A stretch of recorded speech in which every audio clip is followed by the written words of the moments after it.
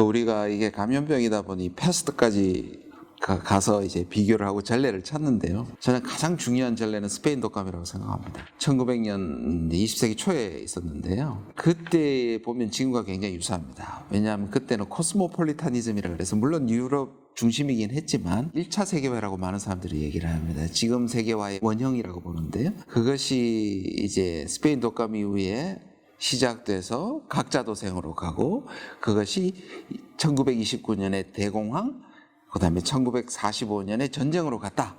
이게 이제 나쁜 시나리오의 전례를 보여준 거죠. 왜냐하면 코로나가 국가 간의 단절을 가져오고 세계화를 멈추고 국제협력을 멈추고 각자도생으로 가고 국경을 닫게 되면 구조적으로 필연적으로 충돌하게 된다는 것인데요. 저는 좀 다른 점은 미중이 충돌하지는 않을 거라고 봅니다. 현실적으로 저는 충돌하지 않는다면 그러면 어떤 현상이 오느냐. 미중이 충돌하지 않기 때문에 미중의 경쟁은 주변 국가나 다른 이슈들에 의해서 끊임없이 밀당과 돌던지기와 자극과 반응들이 계속될 겁니다. 그것이 가장 많이 일어나는 것이 바로 동아시아. 다 이슈들이 하나 있었습니다. 한반도는 사드였고 동북해는 미일 동맹과 중국의 갈등이었고요. 세 번째 대만 중국 양안은 상시적으로 일어나고 있고 아직까지 잠재적이지만 문제 소지를 갖고 있는 남중국해는 인공섬을 두고 갈등이 벌어질 가능성이 굉장히 많습니다. 그러면 둘은 충돌하지 않겠지만 주변 국가들 중에 특히 지금 말씀드린 동아시아 국가들은 몸살을 앓게 했어요. 그래서 이것 역시 뉴노멀의 하나의 형태다. 다시 미국이 완전히 중국을 제압하든지 또는 중국이 미국을 따라대서 중국의 패권 시대가 오는 이렇게 정리가 되는 게 단시일 내에 오지 않고 서로가 경쟁해서 갈등하는 불안정한 상황이 상당 기간 가게 될 것이다 이렇게 봅니다. 전 세계를 주도하던 소위 말하는 자유주의 국제시를 주도했던 미국과 유럽이 사실상 지나친 시장의 성장이라든지 금융경제의 성장으로 말미암아 국가가 좀 주변으로 쫓겨났습니다. 그래서 한동안에 국가의 공공성이라고 얘기하던 복지 시스템도 사실상 지금은 낡은 방식이 되어버렸다고 얘기를 하고 있고 국가 평등이나 국가의 공공성을 최대치로 만들었던 사회주의 실험도 실패를 했습니다. 그런데 이번에 코로나 사태를 겪어보니까 국가가 굉장히 큰 역할을 발휘를 해야 되고 국가가 큰 역할을 발휘했던 국가들은 상당히 방역에 성공을 했는데 시장에 쫓겨났던 국가들, 우리가 믿었던 선진국들은 오히려 민영화를 했다든지 이런 것 때문에 국가가 국민 보건에 굉장히 취약점을 노출을 했습니다. 그러다 보니 민주주의를 유지하면서 강한 시민사회를 유지하면서도 국가의 공공성을 그대로 갖고 있는 한국이 주목을 받게 되고 그래서 한국이 K방역이 중심이 되고 있는 것이라고 생각하고요. 이거는 우연히 벌어진 일은 아니라고 생각합니다. 한국이 확실히 강점을 갖고 있고요. 그래서 한국이 공공성을 유지하면서 그러나 이 공공성을 가지고 있던 정보들을 권력을 위해서 사유화한다든지 했을 때는 언제든지 시민이나 국민이 일어나서 국가를 바로잡는 그런 전통이 있기 때문에 한국이 주목받는 것이고요. 한국을 비롯해서 국가의 공공성을 지킬 수 있고 국제 협력이 가능한 국가들 예를 들면 프랑스나 캐나다나 호주나 독일이나 이들 국가와 함께 실질적으로 리더십의 부족분을 우리는 보충해야 된다고 생각하고 그것이 우리에게 미중 사이에서 혼자서 선택을 강요받는 것보다는 훨씬 좋은 거라고 생각이 들고요. 또 하나 말씀드리면 이렇게 각자도생으로 가버리면 아프리카나 동남아나 북한 같은 국가들은 방법이 없어집니다. 옛날에는 유엔 같은 데서 부족하나마 그들 국가에게 원조도 했지만 이게 각자도생으로 가면 아마 그런 국가들이 생존이 힘들어질 겁니다. 그런 국가들을 위해서 우리가 일종의 그런 국가들에게 봉사하고 그런 국가들이 함께 살아가는 일종의 리더십을 연대를 통해서 발휘하는 것이 필요하다 이렇게 생각합니다.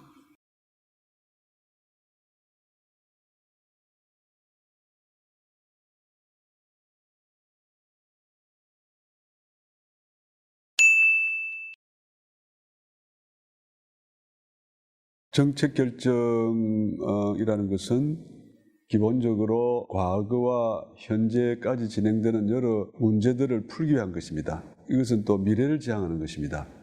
그래서 과거와 현재의 문제를 푸는데 그 결과가 미래에 나타나기 때문에 반드시 이 미래에 대한 연구가 기초가 되어야 합니다. 이번에 미래전망대회를 계기로 정부, 국책연구기관, 또 학계, 산업계에 있는 미래 관련 전문 연구자 집단을 미래예측연구회라는 그 틀 속에 좀 통합하고 여기에서 다양한 학습이 이루어지고 많은 데이터를 확보해서 총괄적으로 또 분야별로 다양한 미래 예측 작업을 하려고 합니다. 이번 이 행사가 그 출발점이라고 볼 수 있고 또 다행히 이번에 여러 분야에서 많은 전문가들이 나와서 좋은 발표를 해줬기 때문에 전망이 아주 좋다고 생각합니다. 새로운 출발을 통해서 경제무사 연구회를 중심으로 우리 한국 사회 전체의 데이터 분석 능력, 미래 예측 능력, 또 그것을 바탕으로 한 수준 높은 정책 결정이 이루어지도록 그렇게 노력할까 합니다.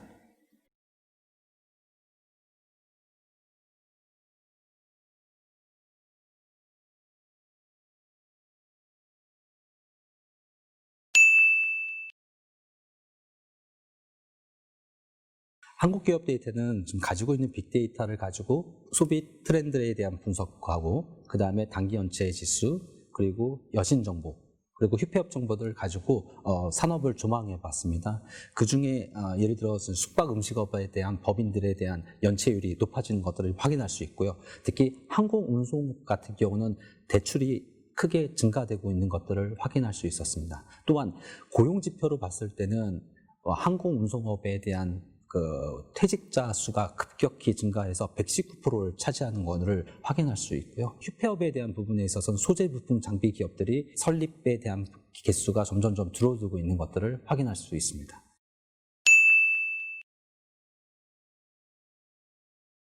지금 가장 필요한 거는 모니터링 시스템이라고 생각합니다. 산업 생태계를 조망할 수 있는 상황판 같은 대시보드가 필요하고요. 두 번째는 얼리 워닝 인덱스라고 해서 조기 경보 시스템이 반드시 필요합니다. 어느 지역에 어느 산업들이 문제가 생기는지, 고용 지표에 어떤 문제가 생기는지, 매출은 어떻게 떨어지고 있는지, 기업들은 어떻게 부도가 나는지에 대한 부분들을 확인을 해야 되고요. 특히 또 앵커 기업인 어떤 큰 기업이 무너졌을 때 그 연쇄 부도에 대한 부분들도 생각을 합니다. 무엇보다도 글로벌 밸류체인에 대한 준비가 필요합니다. 그래서 글로벌 밸류체인의 다변화를 위해서는 그동안 종이로만 만들어졌던 밸류체인들을 시스템으로 디지털화해서 만들어서 밸류체인을 만들어서 구축을 해서 대응을 해야 된다고 생각합니다.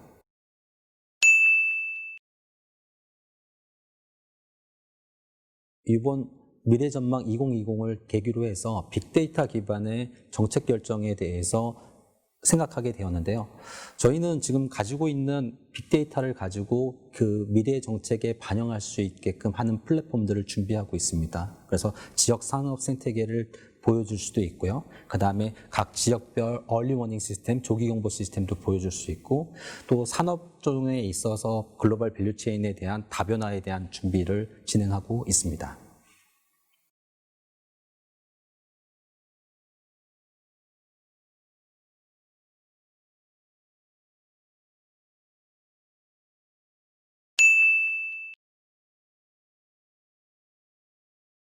제 발표 주제에서 중요한 것은 우리가 지금까지 어떻게 변했는지 패널 자료의 목적이 변화를 측정하는 건데요. 최근에 2014년 이후의 변화들을 확인했을 때 지속적으로 시장에서의 분배는 크게 개선되지 않더라도 국가 개입으로 인한 삶의 질 개선은 매우 뚜렷하게 나타나고 있습니다.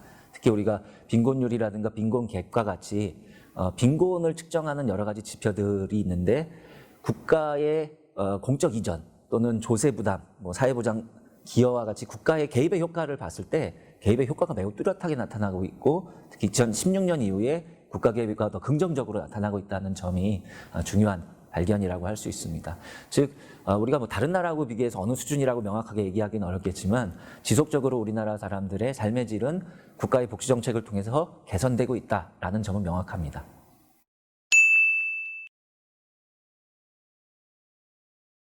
의료보장의 확대, 보장성 강화 정책들은 특히 이번 코로나19와 같은 사태들을 맞으면서 훨씬 더 좀 빛을 발하고 있다라고 생각됩니다. 특히 저희 발표 내용에 보면은 우리가 미충족 의료비라고 해서 경제적인 이유로 의료 서비스가 필요한데도 이용 못하는 것들에 대한 조사 결과가 있습니다.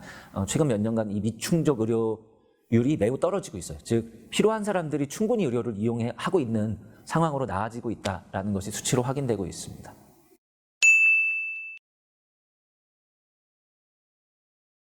경제적인 환경의 변화 중에서 특히 이 복지와 삶의 질에 영향을 미치는 건 고용입니다. 코로나19로 인해서 어떤 특정한 산업들이 매우 직접적인 불황에 빠질 가능성이 있습니다. 뭐 전반적인 경제 침체는 아니더라도 산업별로 영향이 매우 다르게 나타나고 있어서 그러한 특정 산업에서 일자리가 줄어들고 일자리가 매우 불안해졌을 때 우리가 이 인력들을 어떻게 흡수하느냐가 굉장히 중요한 문제가 될 것 같고요.